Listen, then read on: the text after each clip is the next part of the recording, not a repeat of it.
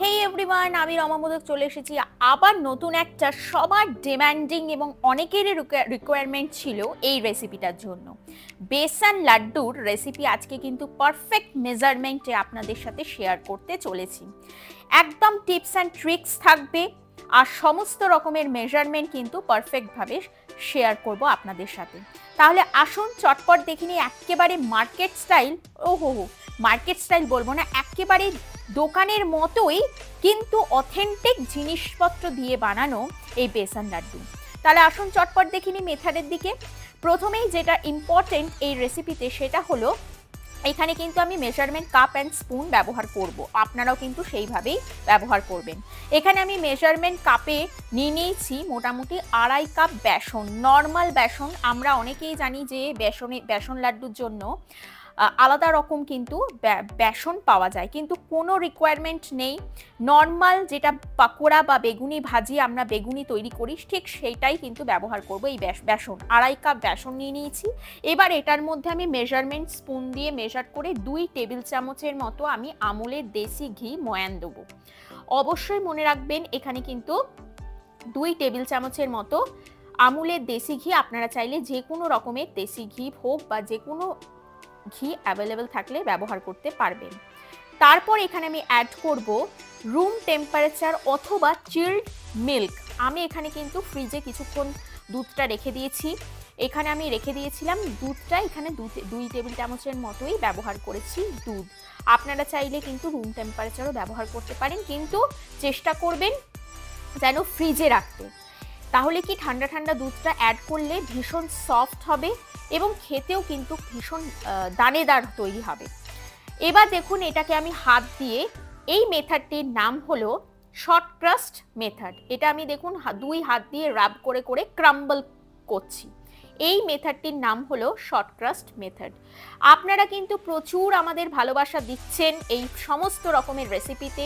ভালো লাগলে প্লিজ একটা লাইক এবং সাবস্ক্রাইব করে দেবেন, এবং আরও নিত্য নতুন রেসিপিস কি জানতে চাইছেন ওর জন্য কিন্তু অবশ্যই কমেন্টের মাধ্যমে জানাবেন আপনারা কি রেসিপি দেখতে চাইছেন। এবার দেখুন লাইক আ ব্রেড ক্রাম্পের মতো দেখতে হয়ে গেল এই বেসনটা। এবার এটাকে কিন্তু একটা ইম্পর্টেন্ট টিপস আপনাদের সাথে শেয়ার করছি। প্রথম ইম্পর্টেন্ট টিপসটা হলো সেটা হলো এটাকে চালুনির সাহায্যে খুব ভালো করে চেলে নিতে হবে। অবশ্যই চালবেন, না হলে কিন্তু কোথাও মোটা, কোথাও মানে দানা ছোট ছোট দানা, কোথাও মানে লাম্পি হয়ে যাবে, খেতে কিন্তু খুব একটা ভালো হবে না, মানে ইভেন হবে না। এটাকে অবশ্যই এইভাবে চেলে নেবেন এবং এক্সট্রা যেগুলো ক্রাম্বল ব্যাপারটা ছিল ওটা কিন্তু আমি ডিসকার্ড করে দিয়েছি। দেখুন এখন মনে হচ্ছে না পুরো ব্রেড ক্রাম্ব অথবা কর্নফ্লেক্সের ক্রাম্ব।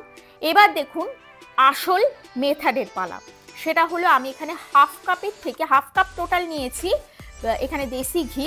এখানে হাফ কাপ যখন আমি কড়াইতে অ্যাড করছি, গরম কড়াইতে, এখানে আমি কিন্তু হাফ কাপের থেকে 2 টেবিল চামচ বাঁচিয়ে রেখেছি। দেখুন এবার এটাকে আমি খুব ভালো করে গরম করব এবং তারপর আমি বেসনটা আমি অ্যাড করব। এই সমস্ত আমার ইউটেন্সিলস যদি আপনাদের পছন্দ হয়ে গিয়ে থাকে অবশ্যই কিন্তু ডেসক্রিপশন বক্সে সমস্ত লিঙ্ক দেওয়া আছে, আপনারা কিন্তু অফার সহ সমস্ত জিনিসগুলো আপনারা কিন্তু পারচেস করতে পারবেন।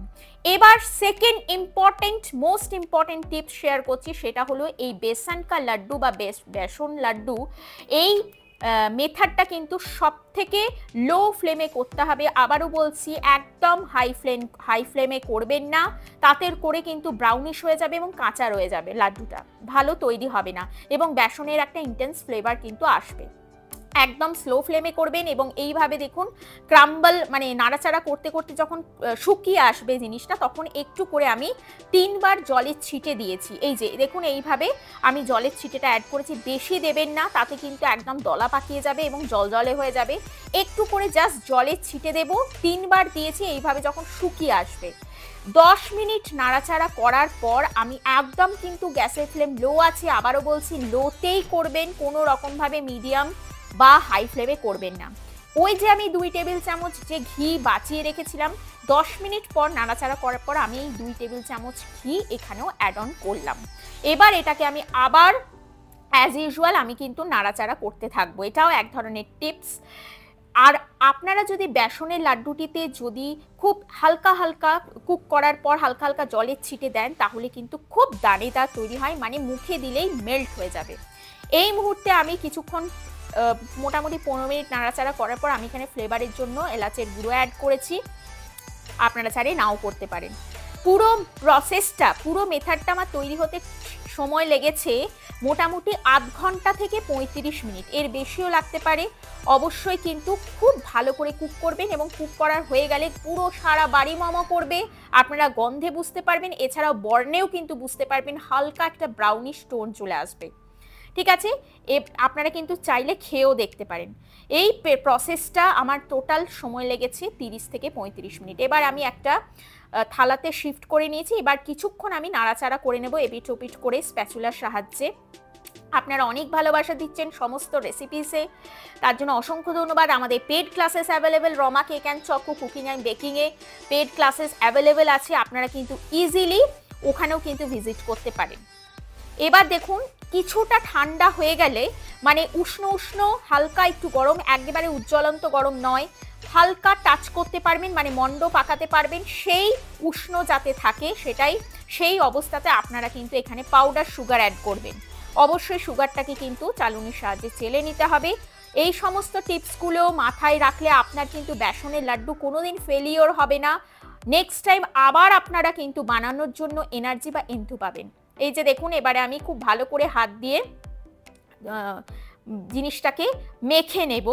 ঠিক আছে, এবার দেখুন খুব ভালো করে মেখে নিয়ে এবার মন্ডটা, সেই সময় যেহেতু আমার হালকা উষ্ণ ছিল, মন্ডটা পাকাতে একটু অসুবিধা হলেও হচ্ছিল বলে আমি কিন্তু 5 থেকে 6 মিনিট, খুব জোর 10 মিনিট কিন্তু আমি রেখে দিয়েছি। এই বেসনের পুরো ডোটা রেখে দিয়েছিলাম একটা কাঁচের পাত্রে, ওপরে দিয়ে দিয়েছিলাম আপনার ক্লিন ফ্রেম র্যাপ মুড়ে। আমি কিছুক্ষণ জাস্ট 7 থেকে 10 মিনিট আমি রেখে দিয়েছিলাম ফ্রিজে। দেখুন আমার মন্ডটা কিন্তু পাকানো যাচ্ছে না, একটু ঢিলা ছিল, বা ঢিলা থাকবে, অবশ্যই ঢিলা থাকবে, এটাকে জাস্ট যাতে হাত দিয়ে পাকানো যায় ওই জন্য আমি কিন্তু ফ্রিজে রেখে দিয়েছিলাম 8 থেকে 10 মিনিটের জন্য। আপনারাও কিন্তু এই টিপসটা ফলো করবেন। এবার দেখুন 10 মিনিট পর আমি বার করে কিন্তু দেখুন খুব সুন্দরভাবে বেসনের লাড্ডুগুলো গড়ে তুলতে পারছি। এবার ওপর থেকে আমি পেস্তা কুচি ছড়িয়ে দিয়েছি, আপনারা চাইলে কেসার দিতে পারেন, অ্যালমন্ড দিতে পারেন, কাজু দিতে পারেন, ইত্যাদি ইত্যাদি। বাড়িতে এটা অবশ্যই ট্রাই করে দেখবেন এবং কেমন লাগলো আমাকে কমেন্টের মাধ্যমে জানাতে কিন্তু ভুলবেন না।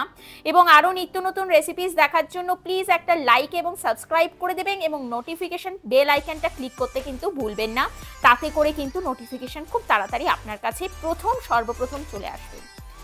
এই যে দেখুন একেবারে আমি গ্যারেন্টি দিচ্ছি বেসনের লাড্ডুটা আপনার কিন্তু সুপার ডুপার হিট হবেই হবে। এটার শেলফ লাইফ হলো 12 থেকে 15 দিন, আমি 12 দিনই বললাম। অবশ্যই অথেন্টিক জিনিস দিয়ে তৈরি, বাজারের থেকেও লাখো হাজারো গুণে কিন্তু এই অথেন্টিক বেসনের লাড্ডু তৈরি, একদম হোমমেড ওয়েতে করে দেখিয়েছি। আর আপনারাও কিন্তু জানাবেন কেমন লাগলো এটা তৈরি করে। রেসিপি ভালো লাগলে প্লিজ একটা লাইক এবং সাবস্ক্রাইব করে দেবেন। সবাই ভালো থাকবেন, সুস্থ থাকবেন, টাটা বাই বাই। আগামী দিনে আরও নিত্য নতুন রেসিপিস আপনাদের সাথে দেখা হবে। ভেঙেও কিন্তু দেখালাম কতটা সফট, এটা কিন্তু শেপ হোল্ড করে নেবে। এয়ারটাইট কন্টেনারে কিন্তু আপনারা খুব ভালো করে খুব সেফলি রাখতে পারবেন একটা এয়ারটাইট কন্টেনারে 12 থেকে 15 দিন, এটা কিন্তু খুব সুন্দরভাবে থাকবে। সবাই ভালো থাকবেন, সুস্থ থাকবেন, টাটা বাই বাই।